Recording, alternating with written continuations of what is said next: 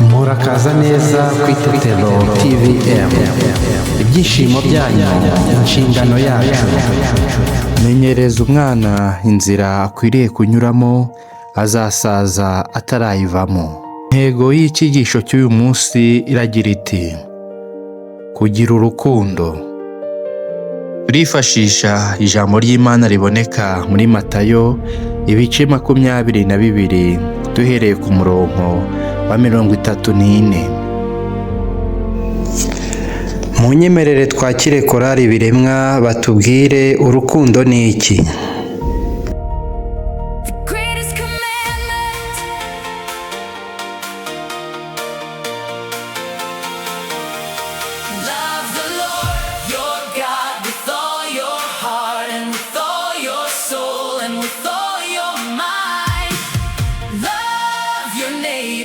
As yourself.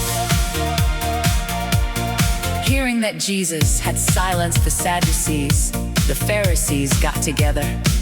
One of them, an expert in the law, tested him with this question: Teacher, which is the greatest commandment in the law?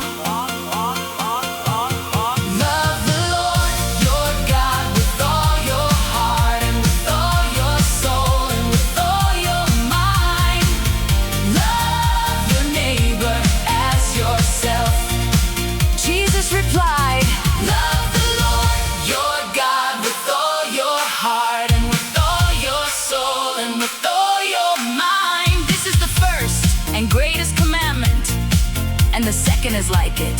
Love your neighbor as yourself. All the law and the prophets hang on these two commandments. Love the Lord your God with all your heart and with all your soul and with all your mind.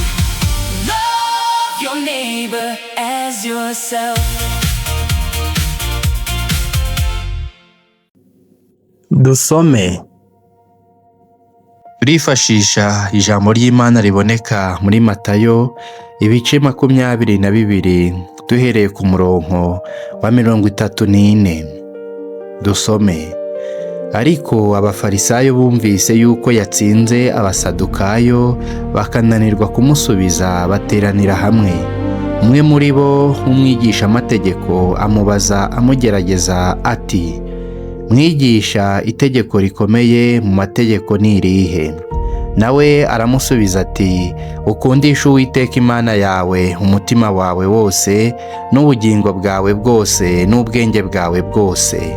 Iryo ni ryo tegeko rikomeye ry'imbere. N'irya kabiri rihwanye naryo, ngiri: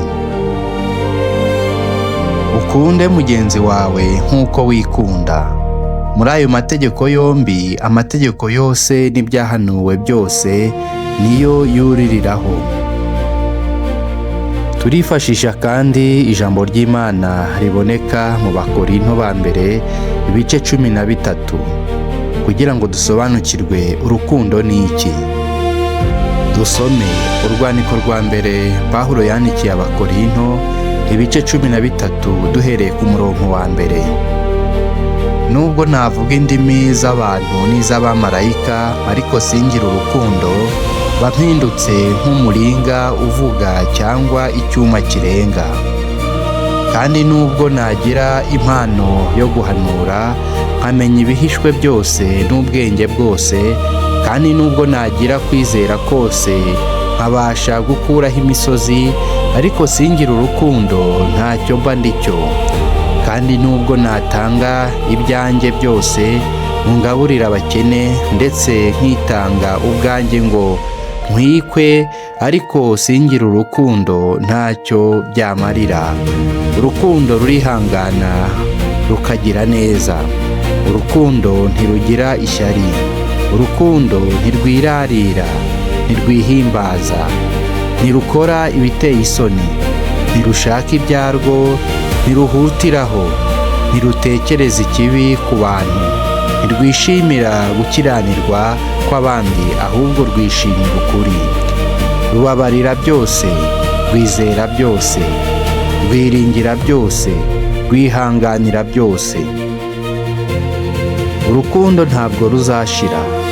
guhanura kuzarangizwa no kuvuga izindi ndimi kuzagira iherezo. Ubwenge nabwo buzakurwaho, kuko tumenyaho igice kandi duhanuraho igice. Ariko ubwo igishitse rwose kizasohora, ya bindi bidashitse bizakurwaho. Nkiri umwana muto navugaga nk'umwana muto, ngatekereza nk'umwana muto, nkibwira nk'umwana muto. Ariko maze gukura mva mu by'ubwana. Icyakora none turebera mu ndorerwamo ibirorirori, ariko icyo gihe tuzarebana duhanganye mu maso. None menyaho igice, ariko icyo gihe nzamenya rwose nk'uko namenywe rwose. Ariko none hagumyeho kwizera n'ibyiringiro n'urukundo. Ibyo uko ari bitatu, kiruta ibindi ni urukundo. Mwakire neza ijambo ry'Imana. Dushimiye Imana.